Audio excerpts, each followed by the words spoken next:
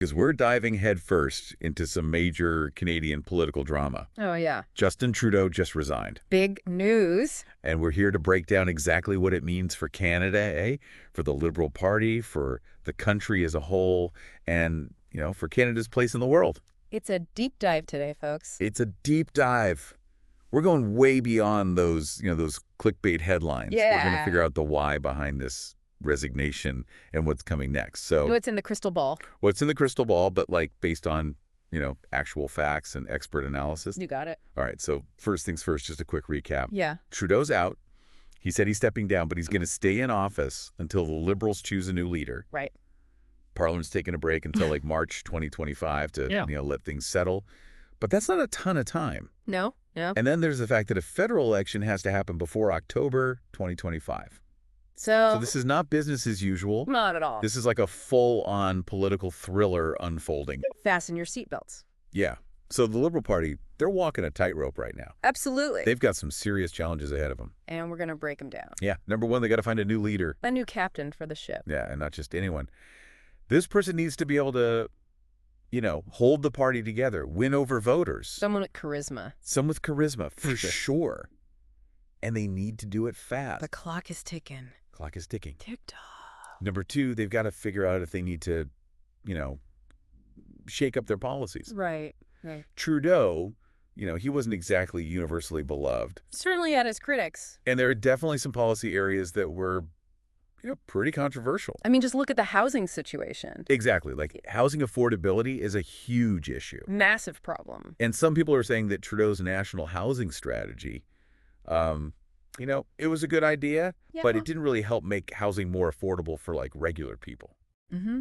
Some say it was too focused on, giving incentives to developers instead of helping renters and first-time buyers directly. Right. And others are he didn't do nearly enough about foreign buyers driving up prices. Another layer to the issue. Right. So will the new leader stick with the current plan, or will they try something totally different? That's the big question, isn't it? Huge question. Stay the course or shake things up. Yeah. And then, the third challenge. The big one. Elections are right around the corner. Coming up fast.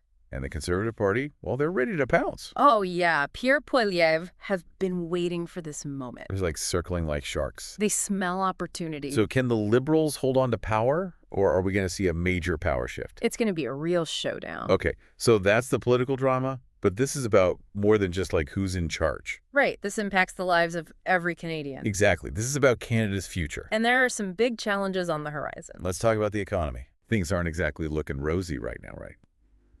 Housing costs are through the roof. Tell me about it. We've got inflation. The deficit's growing. It's a lot for people to deal with. Yeah, it's putting a ton of pressure on people's wallets. Absolutely. And the next leader is going to have to figure out how to deal with all of that. No easy answer. No easy answers. Right.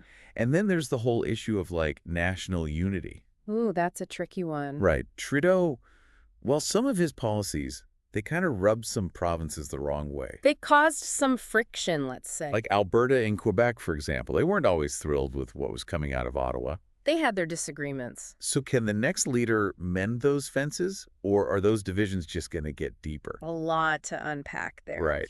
And then there's Canada's role in the world. On the global stage. Trudeau, he really put Canada on the map when it came to things like climate change and diplomacy. He definitely had a distinct vision. Yeah, he had a vision. Will Canada keep pushing in that direction, or will things change under new leadership? Another crucial question. Right. It's a lot to think about. It really is. So let's take a step back for a second and talk about Trudeau's legacy. What will he be remembered for?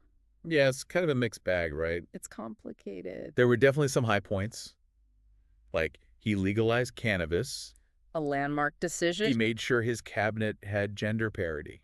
That was a big deal. And he made Canada's immigration policies more progressive. He made some bold moves, for sure. But there were also some, some controversy. Some bumps in the road. Yeah, like the SNC-Lavalin scandal, the blackface incidents. And there was a lot of criticism of his handling of Indigenous issues. So it's complicated. Definitely not a simple legacy. Yeah. Will he be remembered as a transformative leader or a figure mired in controversy? History will be the judge of that. I guess we'll have to see. Time will tell. All right, so bottom line, Canada's at a crossroads. A pivotal moment. Trudeau's resignation, it's opened up a whole new chapter. A new era is beginning. But there are some serious challenges ahead. Challenges and opportunities. And it's up to Canadians to decide what happens next. That's right. So think about it. What kind of Canada do you want to see? What issues matter most to you? Because the choices we make now, they're going to shape our future. Absolutely. Stay informed, engage in the political process. Make your voice heard. The future of Canada is in your hands. That's our deep dive for today. Thanks for joining us. See you next time. And keep thinking critically. Yeah.